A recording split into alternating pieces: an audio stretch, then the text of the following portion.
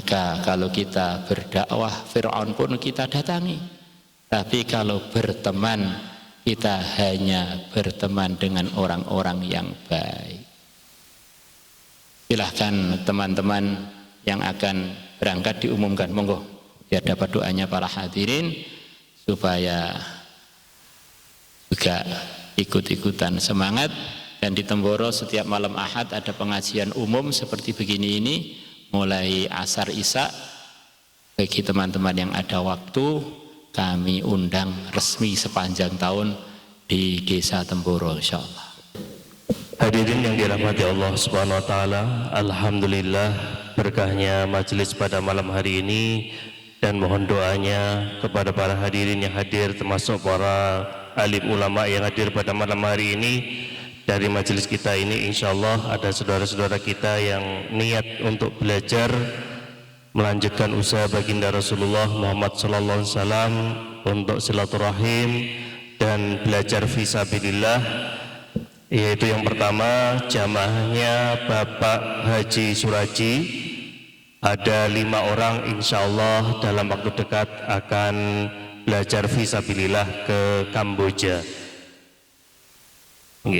Kemudian yang kedua jamaahnya Bapak Kiai Haji Mustafa, ada 9 orang insyaallah dalam waktu dekat akan diberangkatkan ke Kalimantan Timur. Dan yang ketiga adalah jamaahnya Bapak Haji Sofyan, ada 5 orang insyaallah dalam waktu dekat akan diberangkatkan ke Batam dan Kepulauan Riau. Kita doakan sama-sama, mudahkan niatnya saudara-saudara kita yang niat belajar fisabilillah, diridhoi dan dimudahkan dan menjadikan asbab hidayah bagi kita semuanya dan asbab hidayah bagi umat di seluruh alam. Amin ya rabbal alamin.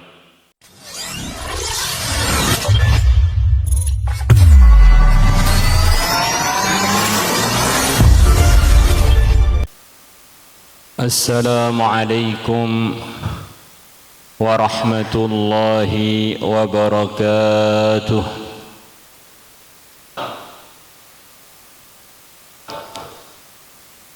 Nahmaduhu wa nusalli wa nusallimu ala rasulihil karim wa ala alihi wa sahbihi ومن تبعه بإحسان إلى يوم الدين أما بعد فقد قال في كتابه الكريم قل بفضل الله وبرحمته فبذلك فليفرحوا هو خير مما يجمعون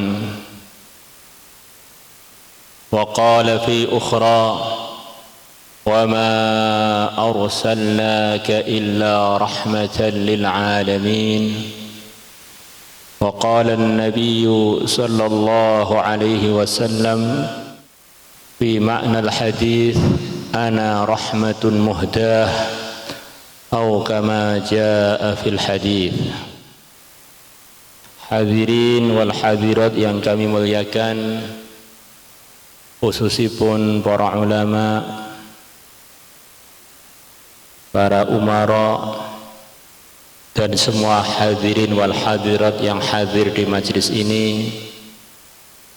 Semoga kedatangan kita di majlis ini,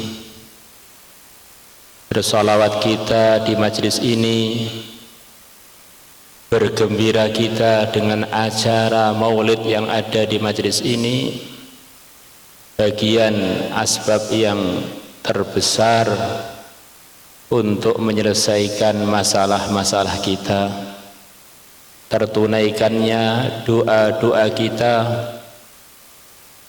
terkabulkanlah cita-cita kita, urusan akhirat maupun urusan dunia. Amin ya rabbal alamin. Hadirin wal hadirat, di sana ada seorang ulama besar, salah satu imam besar dari imam madzhabul arba'ah, yang pernah belajar kepada Al-Imam Asy-Syafi'i, imam kita, Imam Ahmad ibn Hanbal, yang terkenal kepakarannya dalam hadis, terkenal kemakbulan doanya, yang beliau dari latar belakang anaknya seorang wanita yang sangat solihah. Darinya keluarlah Imam Ahmad, seorang wanita yang bernama Sofiyah bintu Maimunah, yang beliau selalu menyemangati Imam Ahmad untuk ngaji dan ngaji. Beliau bilang pada Imam Ahmad, Ahmad anakku, teruslah ngaji.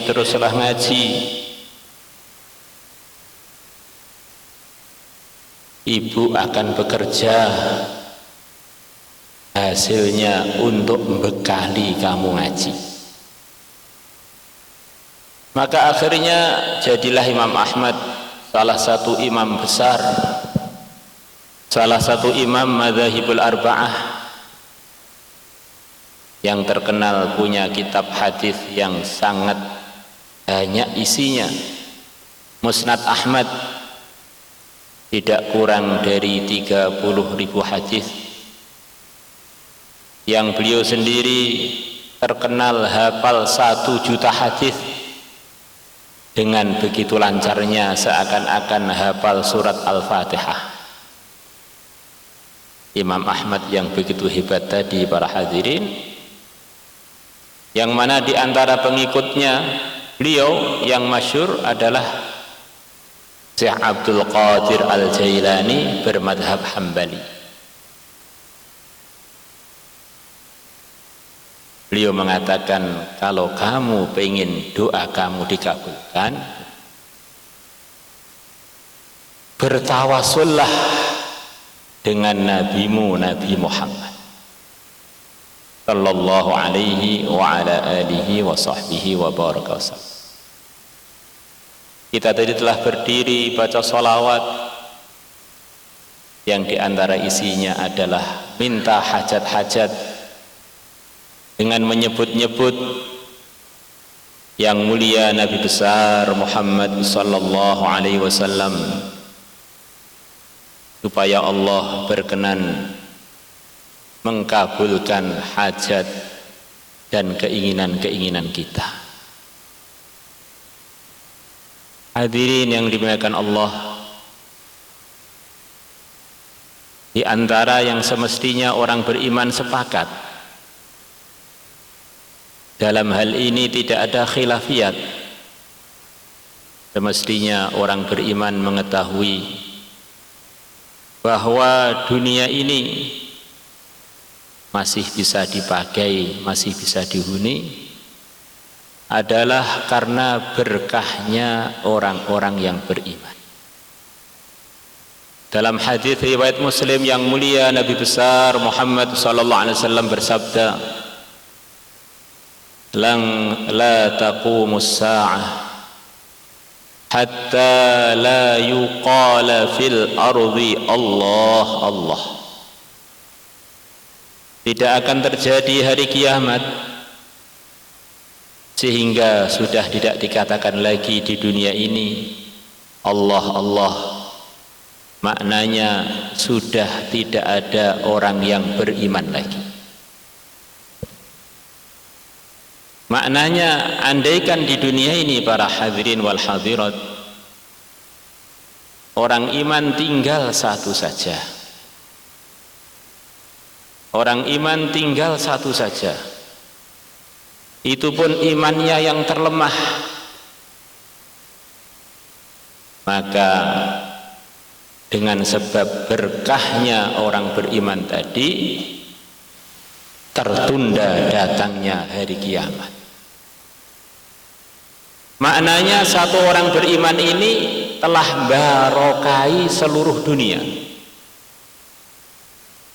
Maka semestinya semuanya menyimpulkan dari cerita barusan bahwa tidak ada orang beriman yang tidak berjasa kepada saya. Walaupun kita sedang berbeda dengan dia, walaupun kita tidak kenal dengan dia,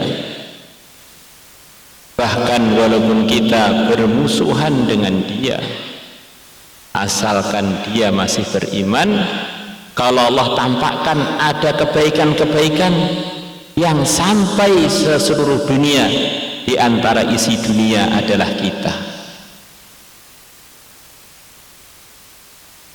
maka dalam hadis riwayat Muslim diceritakan nanti yang akan masuk surga terakhir adalah seorang laki-laki yang bernama Hannad, ha nun alif dal, yang mana sebagian ulama mengatakan kemungkinan orang yang paling lemah imannya ya Hannad ini, karena dia adalah yang terakhir masuk surga. Maka ringkas cerita, Hannad pun masuk surga.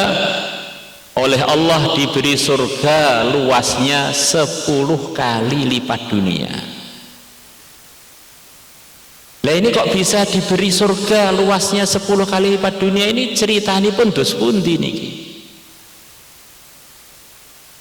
Ini pun sebagian ulama, Allah sampun janjiaken sinten mawon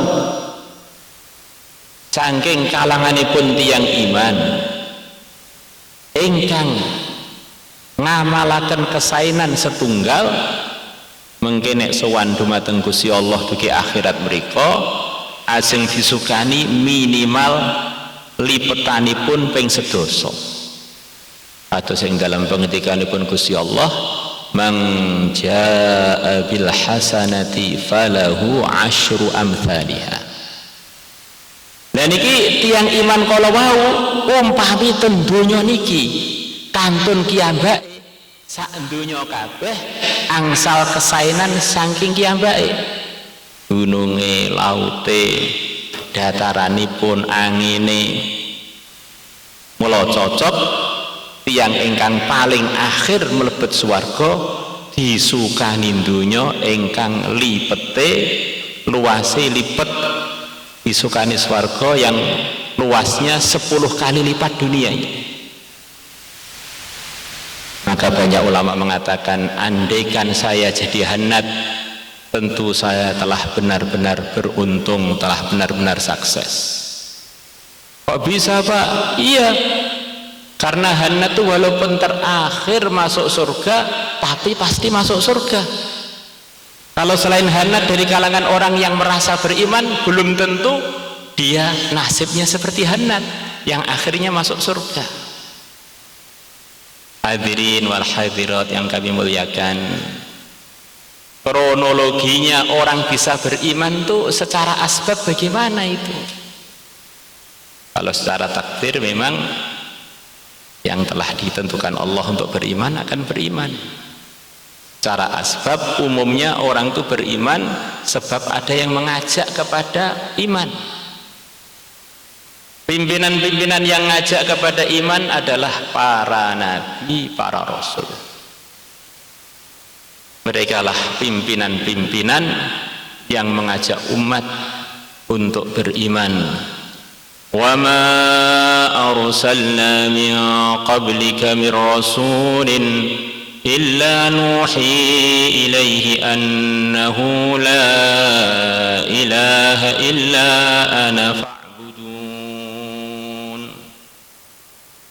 Aku tidak utus seorang utusan pun sebelum engkau, mesti aku berikan wahyu kepada dia bahwa tidak ada Tuhan selain aku, maka menghambalah kepada aku, maka sembahlah aku.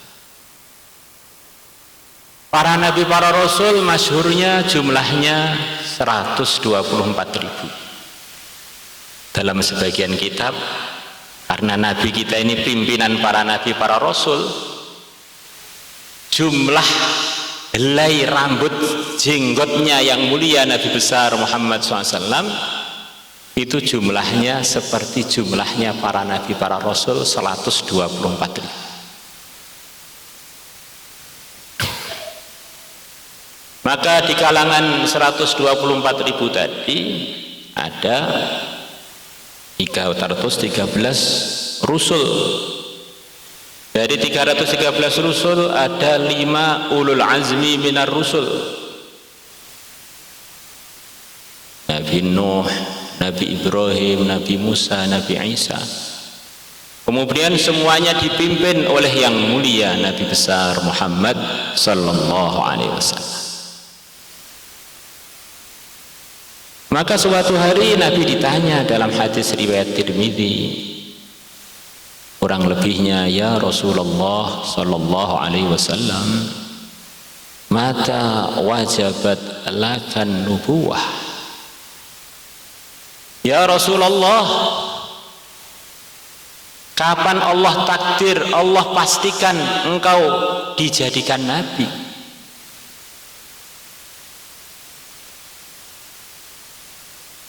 Maka Nabi kita menjawab, wa adamu bainar ruhi wal jasadi. Aku telah diputus oleh Allah untuk menjadi nabi, sedangkan Adam antara nyawa dan badannya belum dirangkai lagi. Allah belum menciptakan Nabi Adam, Nabi kita telah diputuskan jadi nabi.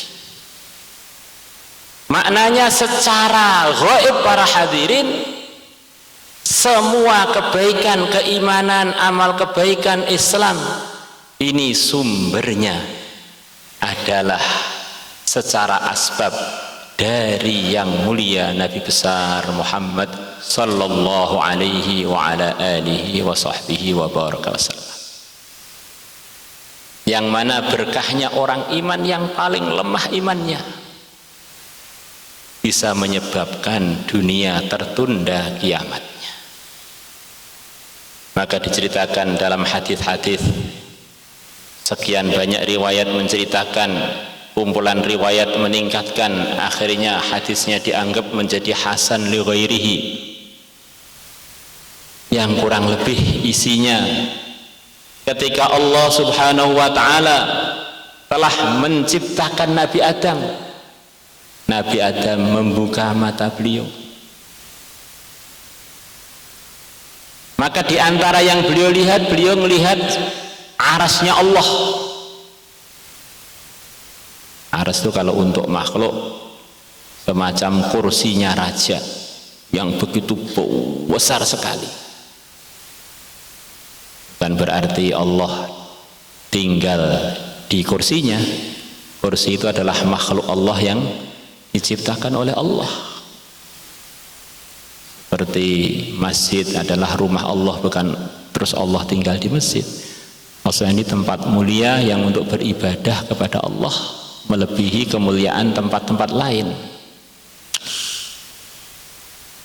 Maka di sana Nabi Adam melihat nama Nabi kita, Nabi besar Muhammad sallallahu alaihi wasallam,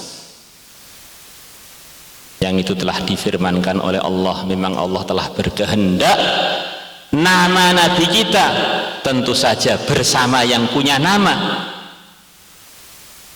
telah Allah lebihkan, Allah tinggikan melebihi seluruh nama.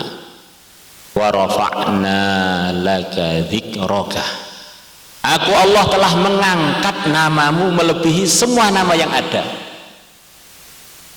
Tidak ada nama di arasnya Allah selain namanya Nabi kita, Nabi besar Muhammad sallallahu alaihi wasallam. Maka Nabi Adam meminta kepada Allah, berdoa kepada Allah, dengan beliau menyebut nama Muhammad dalam doanya. Maka Allah berfirman kepada Nabi Adam, wahai Adam, bagaimana engkau mengenal nama Muhammad sedangkan aku belum menciptakannya, sedangkan engkau belum pernah ketemu dengannya? Ya Allah, aku melihat arasmu, di sana aku melihat nama Muhammad, maka aku yakin bahwa Muhammad adalah hambamu yang paling dekat denganmu, yang paling kau kasihi. Maka saya minta kepada engkau dengan aku bertawasul dengan Muhammad. Maka Allah berfirman kepada Nabi Adam, betul, siapapun yang berdoa kemudian dia menyebut nama Muhammad dalam doanya, aku akan kabulkan permintaan-permintaannya.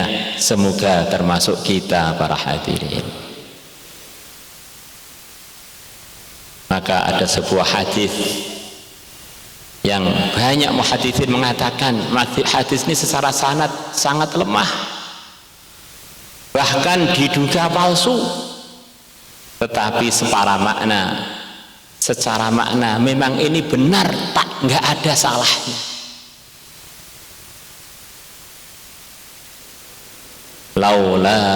Laulaka ya Muhammad ma khalaqatul aflaq. Andaikan bukan karena engkau wahai Muhammad, aku tidak akan menciptakan alam semesta. Di sana kita sering dengar ada orang yang begitu usaha anti bid'ah, bahkan jadi panutannya orang-orang yang anti bid'ah. Namanya Al-Imam Ibnu Taimiyah, dinukilkan oleh Syekh Said Mamduh dalam kitabnya Raf'ul Manarah. Syekh Ibnu Taimiyah mengomentari hadis ini. Beliaunya mengatakan hadis ini secara makna tidak salah. Memang seharusnya begitu itu, sebab ketinggian derajatnya Nabi besar Muhammad sallallahu alaihi wasallam. Secara kepastian, ketentuan, beliau jadi nabi adalah beliau yang paling awal, tapi beliau dimunculkan paling akhir. Itulah yang paling sesuai bagi pimpinan, sesuainya datangnya akhiran, bukan datangnya awalan. Namanya imam masjid, sesuainya datangnya akhir, jangan awal. Nanti kalau awal, kepastian dia jadi imam, orang-orang mengenal dia jadi imam, bisa salah paham. Namanya presiden itu datangnya akhiran, kalau datangnya awalan dikira bukan presiden. Namanya acara inti, orang terbesar ya didatangkan paling akhir, biasanya begitu itu. Maka Nabi kita adalah paling awal secara urutan takdir menjadi Nabi, tapi dimunculkan paling akhir, dihadiahkan kepada kita umat Muhammad sallallahu alaihi wasallam. Akhiripun umatipun ketularan barokahipun, keranten umatipun Kanjeng Nabi ingkang paling agung, pimpinane para nabi para rasul. Akhiripun umatipun dados umat terbaik, ngungkuli sedanten umat saderengipun. Wa kadzalika ja'alnakum ummatan wasata. Begitulah aku telah putuskan jadikan kalian umat Muhammad sebagai umat wasat, umat terbaik melebihi umat-umat sebelumnya. Hadirin wal hadirat yang kami muliakan, kelahiran Nabi kita Muhammad sallallahu alaihi wasallam mengingatkan kita ada orang yang orang ini banyak memusuhi Nabi. Seumur-umur hidupnya rata-rata untuk memusuhi Nabi. Dan orang ini adalah salah satu dari pamannya Nabi, yaitu Abu Lahab. Dikatakan Abu Lahab, kata sebagian riwayat, pamannya Nabi, saking tampannya maka dipanggil Abu Lahab, karena mukanya Abu Lahab itu begitu tampan, merah merona, begitu menarik. Pamannya Nabi. Ada dua nama yang sering orang itu tertukar, mengatakan Abu Jahal dan Abu Lahab dua pamannya Nabi. Ini nama yang tertukar. Abu Jahal bukan pamannya Nabi. Abu Jahal adalah tokoh Quraisy, satu kakek dengan Nabi, tetapi bukan pamannya Nabi. Maka di sana dalam kitab Bukhari, dalam bab nikah, Imam Bukhari cerita mengenai mimpinya pamannya Nabi yang lain yang beriman, yaitu Sayyidina Abbas.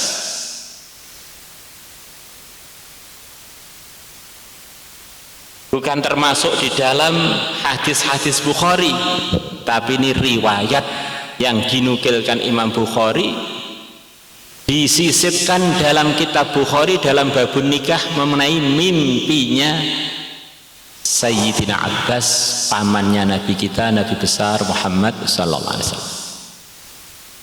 Yang mana dalam Islam mimpi itu bukan rujukan, tetapi mimpi itu ada harganya dalam Islam. Bahkan walaupun mimpinya orang yang belum beriman, itu pun ada harganya di dalam Islam. Karena mimpi itu adalah merupakan bagian dari bukti nyata bahwa manusia ini adalah diatur oleh Allah. Pengen ngipi, boten ngipi, boten pengen ngipi, ngipi. Pengen ngipi apik ketemu ndruwo, pengen ora, pengen ngimpi elek malah mimpi apik. Nunjukaken hakikatipun kita niki 100% diprogram kalih Gusti Allah. Kita niki wajib usaha, tapi kedah yakin seduanten hakikate sing ngatur namung setunggal nggih punika Gusti Allah. Kanjeng Nabi ngendikaaken ar-ru'ya as-salihah juz'un min sittati wa arba'ina juz'an minan nubuwah. Mimpi yang baik adalah satu bagian dari 40 bagian kenabian. Ini sering kita dengar, mari kita uraikan bersama menurut versinya sebagian ulama. Maksudnya mimpi baik satu bagian dari 46 bagian kenabian itu bagaimana? Di antara maksudnya, karena pendapat itu banyak, kalau di antara semoga aja nggak keliru, di antara Nabi kita diutus oleh Allah kurang lebihnya 23 tahun. Setiap tahun adalah 12 bulan. 12 kali 23 berarti 276. Nabi kita diutus kurang lebih 276 bulan. 276 bulan dibagi 46 sama dengan 6. Kurang lebihnya wahyu yang datang kepada Nabi kita, Nabi besar Muhammad sallallahu alaihi wasallam, kalau dikumpulkan adalah 6 bulanan. Maka orang-orang beriman dengan Nabi kita akhirnya dapat bimbingan dari imannya itu. Dalam iman ada nur. Ittaqu farasatal mu'min fa innahu yanzuru binurillah. Takutlah kalian pada firasatnya orang beriman, karena orang beriman itu melihat dibimbing oleh cahaya dari Allah, dibimbing oleh Allah. Maka ini yang mimpi Sayyidina Abbas, sahabat Nabi, paman Nabi, yang pernah terjadi kekeringan zamannya Sayyidina Umar. Sayyidina Umar berdoa, ya Allah, dengan kami bertawasul dengan pamannya Nabi Abbas, turunkan hujan. Langsung hujan turun. Maka Sayyidina Abbas ini mimpi. Tentu mimpinya Sayyidina Abbas itu lebih berharga daripada mimpinya Azizu Misra atau Raja Mesir waktu itu, di zamannya Nabi Yusuf, yang mimpinya ditakwili Nabi Yusuf akhirnya menjadi kenyataan. Itu dijelaskan oleh Nabi Yusuf akhirnya menjadi kenyataan. Beliau mimpi ketemu dengan saudaranya, yaitu Abu Lahab. Ketemu dengan Abu Lahab, katanya di antara Mimpi yang biasanya benar kalau kita mimpi ketemu orang yang telah wafat, ketemu kakek kita, teman kita, ibu kita yang sudah wafat, kok kelihatan susah, ya susah beneran, bahagia, bahagia beneran. Pesan perlu kita perhatikan, karena orang setelah wafat itu telah keluar dari alam seperti kita, alam yang banyak manipulasi dan rekayasa demi kepentingan. Ini sudah masuk ke alamul haq, yang diomong apa adanya.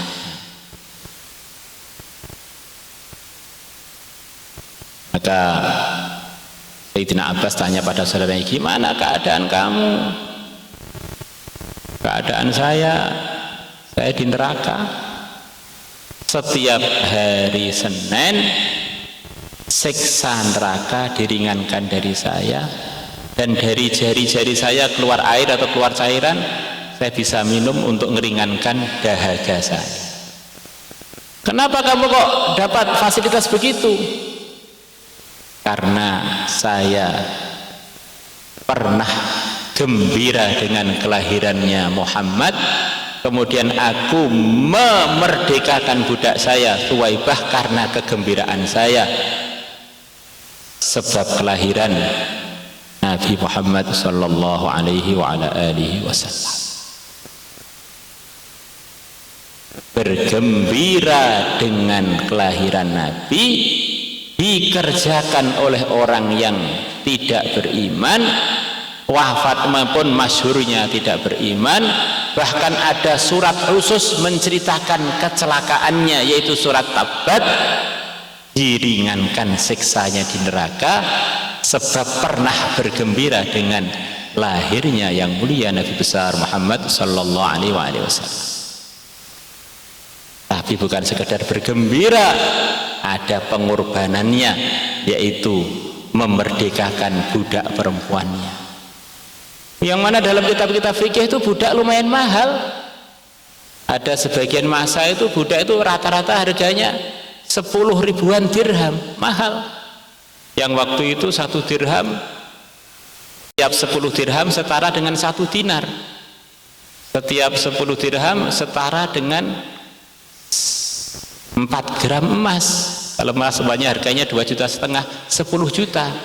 Tinggal bagi aja 10 ribu itu menjadi 1000 dinar. Setiap 1 dinarnya kurang lebih 10 juta. 10 juta kali 1000 berapa? Masya Allah, mahal. Maka kita di bulan Maulid, bulan Rabiul Awal, bergembira dengan kelahiran Nabi, dibuktikan dengan adanya tasyakuran, diantaranya kendurian. Semoga Allah tolong kita.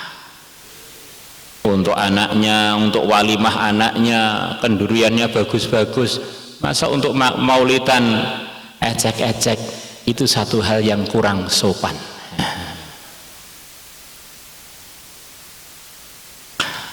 Bergembira dengan kelahiran Nabi. Kelahiran Nabi mengingatkan kita kepada pesan-pesan akhirnya Nabi. Sebagian ulama mengatakan banyak kejadian-kejadian besar dalam sejarah hidupnya Nabi berkaitan dengan bulan Rabiul Awal, berkaitan dengan hari Itsnain, berkaitan dengan tanggal 12. Lahirnya Nabi tanggal 12 Rabiul Awal, hari Itsnain. Beliau diutus jadi Nabi, pertama kali menerima wahyu di Gua Hira, yang dari wahyu itu dimulakan kebaikan untuk umat, mulai penyebaran iman, amal, Islam, ahkam, ibadat, muamalat, muasyarat, akhlak. Wahyu pertama turun pada Nabi kita di bulan Rabiul Awal, di hari Itsnain, di tanggal 12 menurut sebagian versi. Asalnya dari mana para hadirin semua kebaikan sampai pada umat? Dari wahyu pertama, isinya adalah Iqra. Kalau dibahasakan basa Jawa kirang langkungipun ngaji yo. pertama kali kebaikan kalau orang itu mau belajar ilmu agama yang telah diajarkan oleh Nabi kepada umat. Kalau itu diketahui dan dipraktekkan, isinya hanya untung tok, tidak ada ruginya sama sekali. Bagaimana orang akan rugi? Wong Islam itu adalah taat kepada Allah. Bagaimana taat kepada Allah orang akan rugi? Allah maha kaya, maha sayang, maha bijaksana, maha mengetahui segalanya. Satu-satunya program yang tidak ada ruginya adalah taat kepada Allah, mengamalkan ketaatan, dinul Islam, aturan-aturan ketaatan pada Allah. Maka ngaji akhirnya darinya tahu mengenai iman dan Islam diperlukan untuk orang yang pengen untung terus gak ada ruginya. Laki-lakinya, perempuannya, pejabatnya, rakyatnya, orang kaya, orang miskinnya, kalau pengen untung terus belajarlah ilmu agama, yakini, praktekkan dan perjuangkan. Insyaallah semuanya niat para hadirin. Allahumma salli wa sallim ala Sayyidina Muhammad wa ala ali Sayyidina Muhammad. Kemudian beliau hijrah ke Madinah. Beliau hijrah di Madinah pun sampainya masuk ke Madinah dalam sebagian riwayat pas hari Itsnain tanggal 12 Rabiul Awal disambut oleh para Ansor, lakinya, perempuannya, anak-anaknya, remajanya, sambil menabuh rebana. Mereka gembira dengan katakan Nabi, tala'al badru alaina min thaniyatil wada', yang akhir dari pantun itu, ji'ta bil amril muta'. Kami bukan sekedar bergembira dan muji-muji engkau ya Rasulullah, kami orang Madinah siap untuk mentaati perintah-perintah Tuhan, siap untuk menggembirakan Tuhan. Marilah kita sempurnakan gembira kita dengan kelahiran Nabi, dengan kita selalu usaha, kata-kata saya, langkah saya, keputusan saya, bagaimana selalu menggembirakan Nabi kita, menggembirakan Nabi, meridhokan Allah. Orang yang diridhoi Allah, untung akhirat, untung dunia, melarat untung, kaya untung, terhormat untung, enggak digape juga enggak rugi.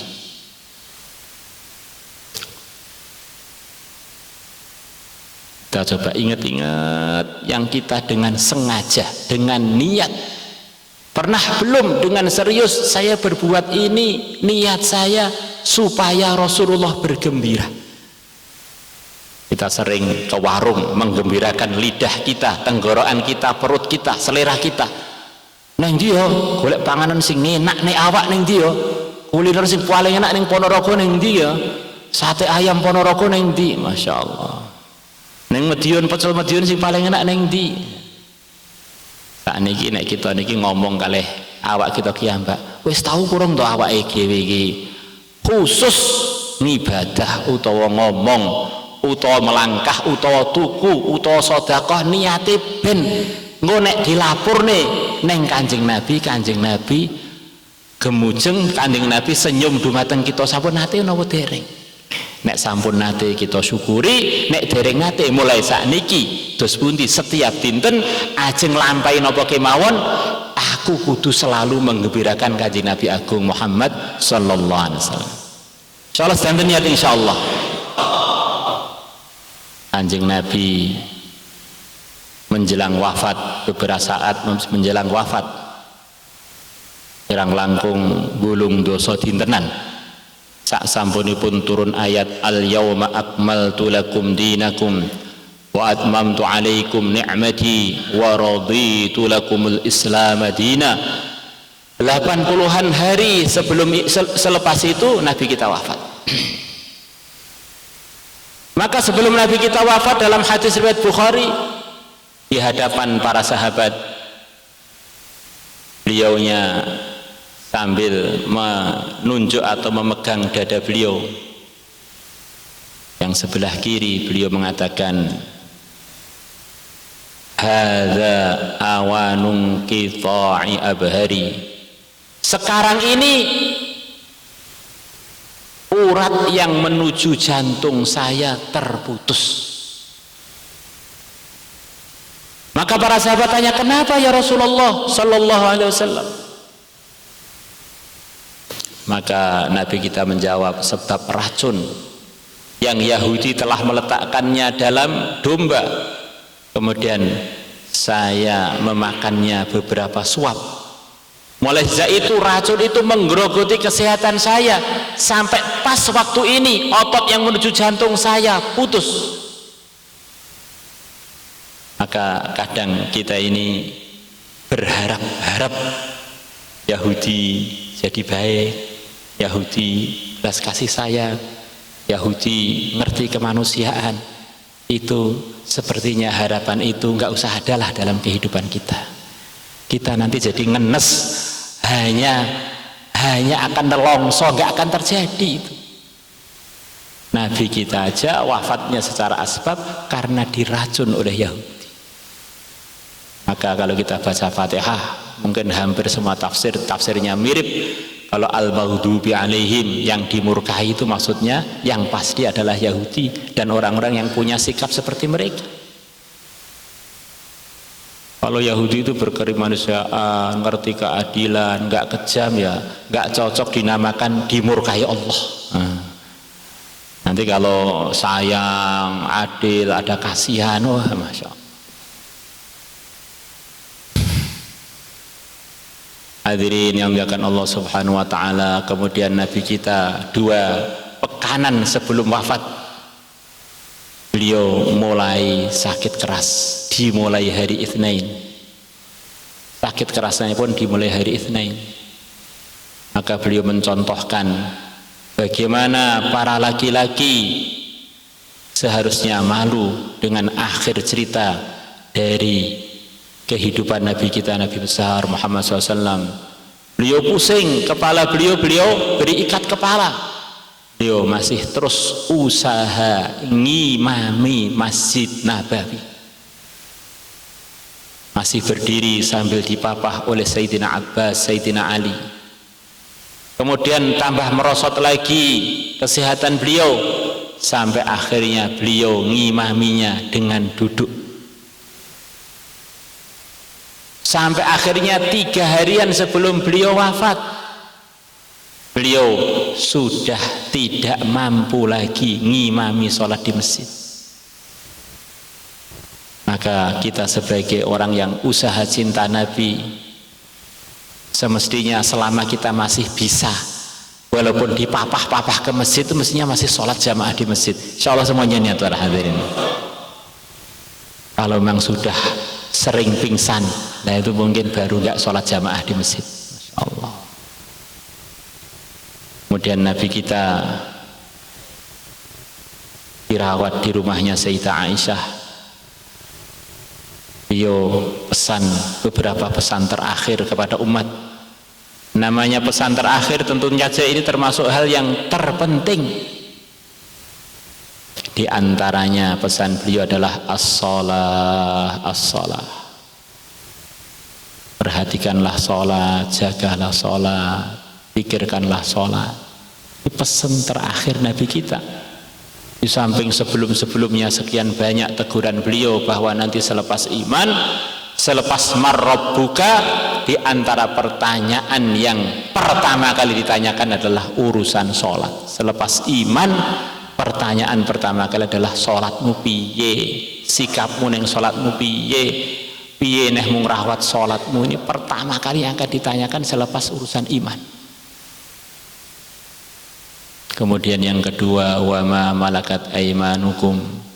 Mungkin zaman dulu diartikan budak-budak, sebagian ulama mengembangkannya orang-orang yang di bawah pengaturan kita masuk dalam wa ma malakat aimanukum. Perhatikanlah sholat dan perhatikanlah orang-orang yang memang mereka kita kendalikan penggunaan waktunya, ini tanggung jawab besar di hadapan Allah. Anak, istri, jam'iyah, harokah, yang di masjid kita, pertemanan kita, orang-orang yang siap kita program, nanti akan ada pertanyaan khusus kepada para amir-amirnya, kepada para penanggung jawabnya, kamu program apa mereka ini selepas mereka menyerahkan waktunya kepada engkau. Kita punya buruh, kita punya pekerja, kita punya anak, kita punya istri, kita punya toko, kita punya pegawai, yang mana mereka siap untuk kita program dan memang menyerahkan waktunya untuk kita program. Jangan sampai kitanya rajin ke masjid, rajin wirid, rajin macam-macam kebaikan, orang-orang di bawah kita nggak peduli akhiratnya bagaimana. Insya Allah kita semuanya niat para hadir.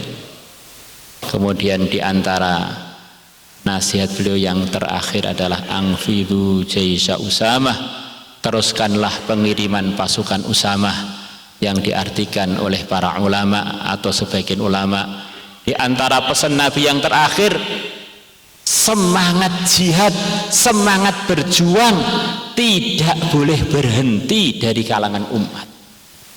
Kiai wafat, jangan sampai melemahkan kita untuk meneruskan perjuangannya. Wali wafat, jangan sampai berhenti perjuangan. Nabi, bahkan Sayyidul Anbiya wafat, tapi semangat untuk meneruskan perjuangannya nggak boleh ikut wafat. Sayyidina Abu Bakar wafat, semangat perjuangannya nggak boleh berhenti, diteruskan Sayyidina Umar, terus sampai Ponorogo ini. Bagaimana semangat juang, apalagi ini Agustus hari kemerdekaan, tanpa ada perjuangan Indonesia masih di bawah penjajah.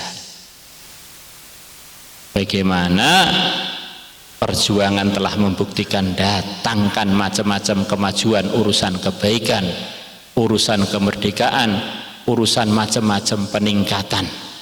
Sampai beberapa guru kami bilang dalam bahasa Jawa, wong ora nekat randuwe derajat.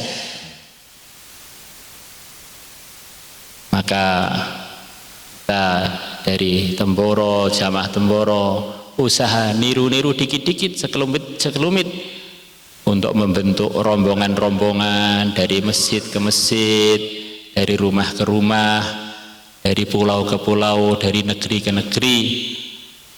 Di antara maksudnya untuk ikut-ikut sekemampuannya, biar semangat juang yang telah dipesankan Nabi di akhir-akhir hayatnya beliau adalah tidak berhenti, dan kita pun usaha untuk meneruskannya dan ngajak-ngajak teman juga untuk semangat memperjuangkan kebaikan-kebaikan yang telah diwariskan Nabi kepada umat.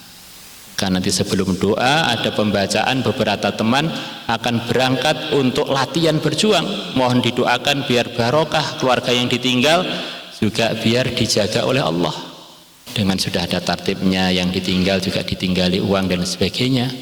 Karena kita ini juga hasilnya orang-orang yang dari macam-macam tempat datang ke Nusantara ini untuk menyampaikan kebaikan.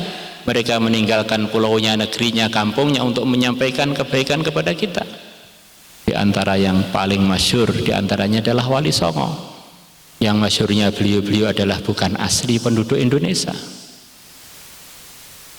Masya Allah. Kemudian yang terakhir yang keluar dari mulut Nabi yang mulia adalah kata-kata yang jadi pelajaran bagi yang mau ngambil pelajaran. Beliau mengatakan, Allahumma rafiqal a'la, ya Allah kumpulkanlah aku dengan teman-teman yang baik, dengan teman-teman yang soleh.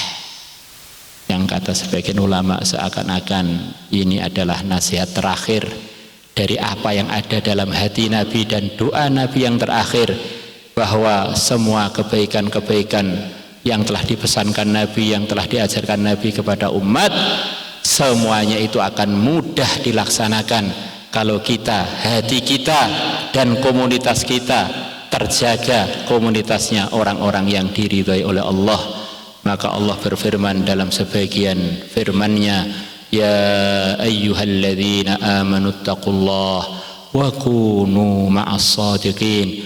Hai orang-orang beriman, bertakwalah kepada Allah, wa kunu ma'as shadiqin, dan selalulah kalian bersama orang-orang yang lurus, orang-orang yang benar.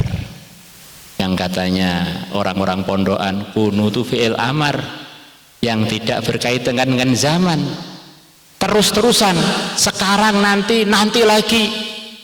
Kalau umpama zaman bisa diulang ya sebelumnya juga. Nah, selalulah bersama dengan orang-orang yang benar.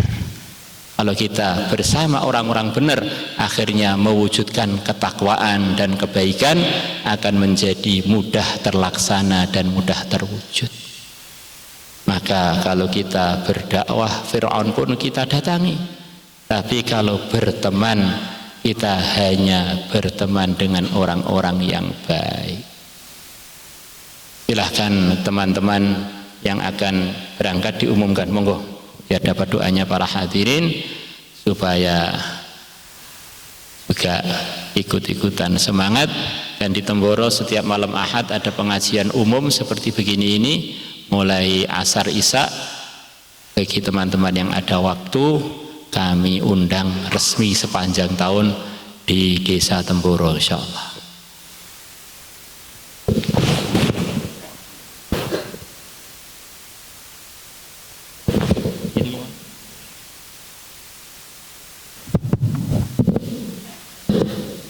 Hadirin yang dirahmati Allah Subhanahu wa taala, alhamdulillah berkahnya majelis pada malam hari ini, dan mohon doanya kepada para hadirin yang hadir, termasuk para alim ulama yang hadir pada malam hari ini.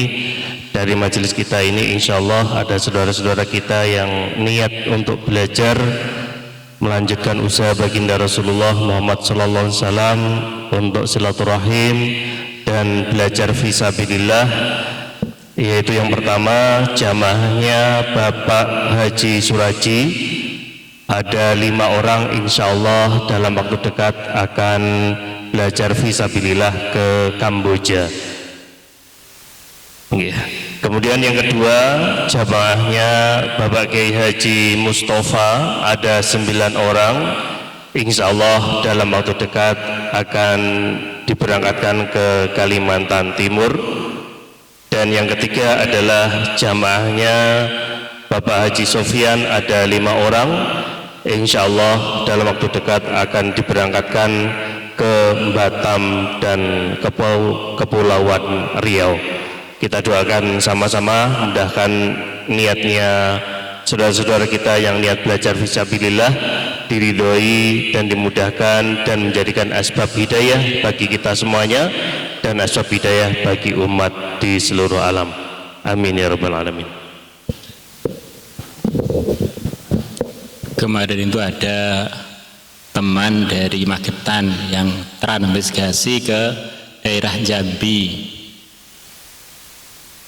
Dia di sana hampir tiap hari mendekati suku Kubu, yang suku Kubu ini zahirnya seperti belum beragama. Akhirnya bertahap-tahap suku Kubu pada masuk Islam, sampai yang ikut kegiatan dia semacam pengajian begini ini kurang lebih dalam masa 15 tahunan 1000-an orang Kubu. Mereka akhirnya belajar Quran, bahkan ada yang sudah hafal Quran lebih 10 juz. Sekian banyak umat itu perlu kita ajak dalam kebaikan dengan serius, dan ternyata sambutannya luar biasa. Dan ada cerita ajaib, mungkin saja suku Kubu itu telah mengenal Islam, tapi mengenal Islamnya kapan wallahu a'lam. Jadi mereka ini selepas kenal suku Kubu, ternyata suku Kubu itu punya mantra. Setiap ada banjir atau angin yang mengenai daerah-daerah yang mereka tinggal dalam hutan itu,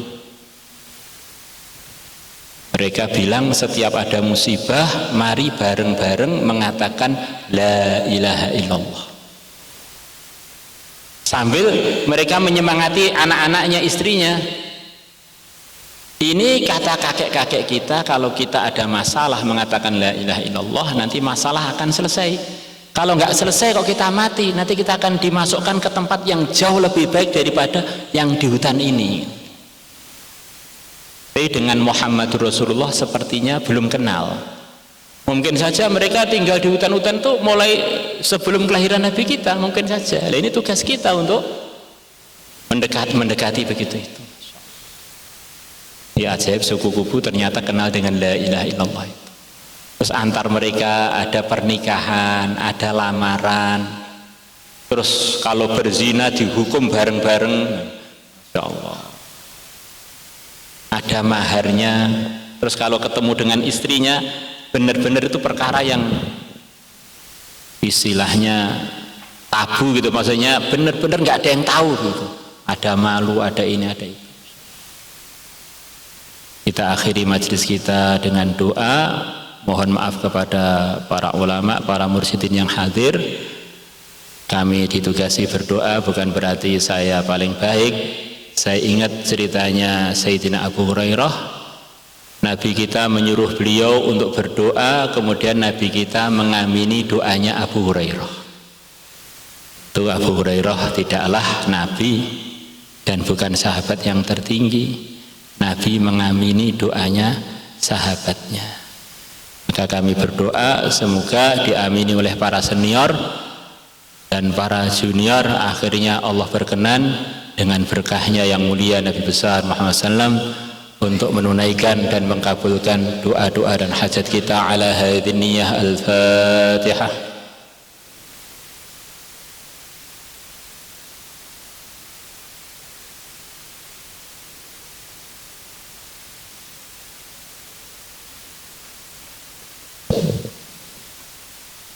اللهم صل على سيدنا محمد وعلى آل سيدنا محمد كما صليت على سيدنا إبراهيم وعلى آل سيدنا إبراهيم في العالمين إنك حميد مجيد اللهم اهدنا واهد بنا واجعلنا سببا لمن اهتدى اللهم اهدنا واهد الإنس والجان واجعلنا سببا لمن اهتدى اللهم ردنا ورد المسلمين إلى دينك ردا جميلا اللهم خير لنا اللهم سددنا اللهم بارك لنا في الأمور والأحوال والشؤون كلها يا الله luruskanlah kami ya Allah bimbinglah kami ya Allah pilihlah kami menjadi hamba-hambamu yang kau ridai pilihlah kami pilihlah pejabat-pejabat kami pilihlah tokoh-tokoh agama kami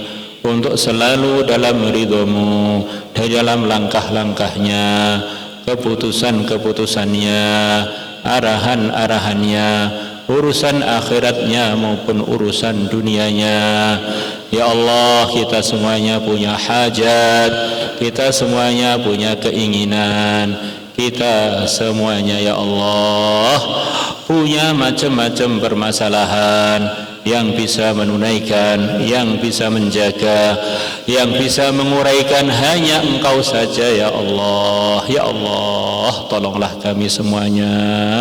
Ya Allah, tunaikanlah hajat-hajat kami semuanya, hajat yang Engkau ridhai.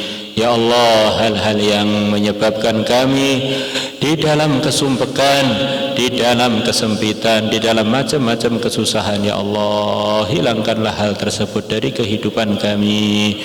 Ya Allah, kami banyak yang punya hutang dan bingung melunasinya. Ya Allah, bimbinglah kami, berikanlah solusi bagi kami ya Allah untuk hal-hal tersebut. Ya Allah, negeri kami ya Allah tolonglah.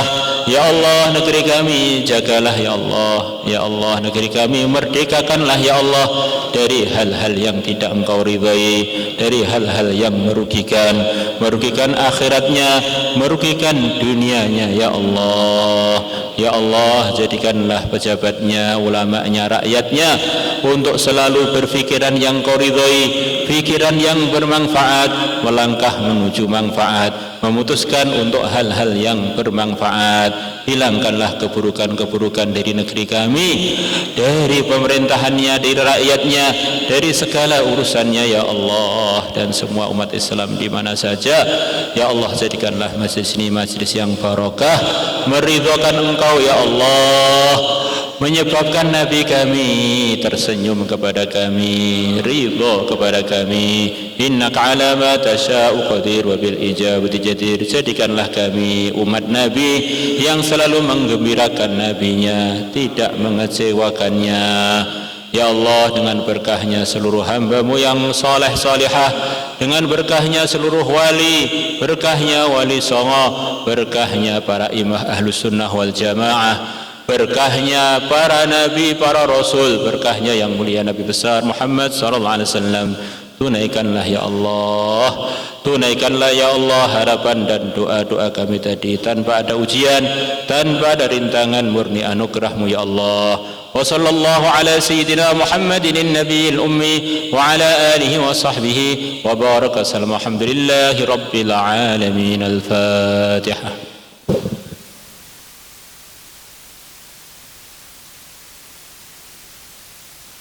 Kirang langkungipun nyuwun sepunten. Assalamualaikum warahmatullahi wabarakatuh.